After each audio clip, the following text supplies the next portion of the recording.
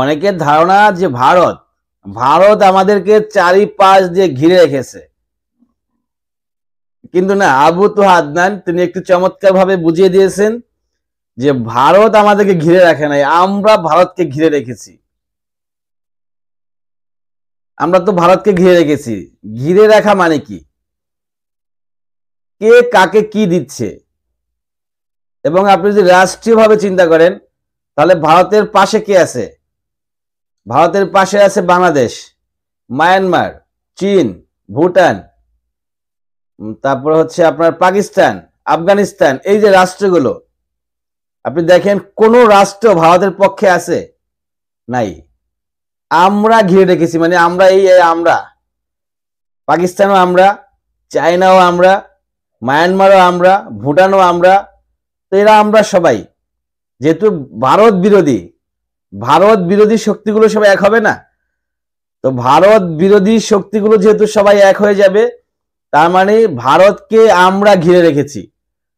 এবং ব্যক্তিগতভাবে বাংলাদেশে আছেন, বাংলাদেশ আমরা ভারতকে ইলিশ দিচ্ছি, আমরা ভারতকে ট্রানজিট দিচ্ছি, আমরা ভারতকে রেল দিচ্ছি, আমরা ভারতকে শ্রমিক দিচ্ছি, আমরা ভারতকে হচ্ছে বন্দর দিচ্ছি, আমরা ভারতকে গার্মেন্টস দিচ্ছি, আমরা ভারতকে গ্যাস দিচ্ছি। ভারত আমাদেরকে কি দিচ্ছে? আমরাই তো সব দিচ্ছি ওদেরকে। তাহলে ওদেরকে কে আগলে লাগলো? ওদেরকে আগলে রাখা হচ্ছে বাংলাদেশ।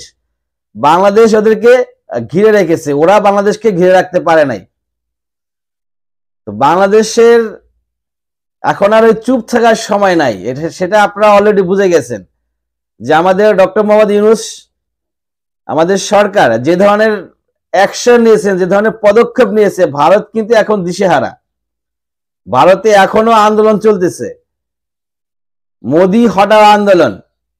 এই আলু পেঁয়াজ ইস্যুতে এখন সমগ্র ভারত তোলপাড়। আমরা জানি শুভেন্দু অধিকারী উনি 14 শিখের ভিতরে আছেন, মলম ব্যবসায়ী। তার মলম আর বেচতে এখন আর দেখা যাচ্ছে না। দেখা যাচ্ছে না। কেন দেখা যাচ্ছে না? তিনি এখন কাস্টডিতে আছেন, সেজন্য তাকে আর দেখা যাচ্ছে না।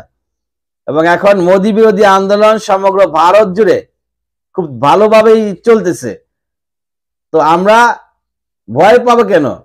মিজানুর রহমান আজহারী কিন্তু বলেই দিয়েছেন যে যদি বাংলাদেশের সার্বভৌমত্বের উপরে কোনো আঘাত হানে, বাংলাদেশে যদি আধিপত্য বিস্তার করতে চায়, তাহলে বাংলাদেশের 18 কোটি জনগণ সেটা রুখে দাঁড়াবে।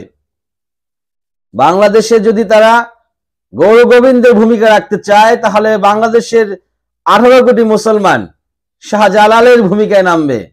এই কথা কে বলেছেন? আমাদের আজহারী ভাই বলেছেন। তো আমরা আজহারী ভাইয়ের কথায় একত্ব প্রকাশ করি। ভারত যদি আমাদেরকে কিছু করতে চায়, তাহলে আমরা এটার কড়া থেকে কড়া জবাব দিব ইনশাআল্লাহ।